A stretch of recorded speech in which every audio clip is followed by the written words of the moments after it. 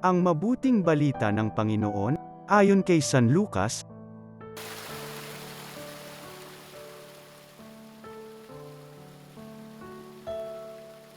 Noong panahong iyon, samantalang nagsasalita si Jesus sa mga tao, may isang babaeng sumigaw mula sa karamihan at nagsabi sa kanya, "Mapalad ang babaeng nagdala sa inyo sa kanyang sinapupunan at nagpasuso sa inyo."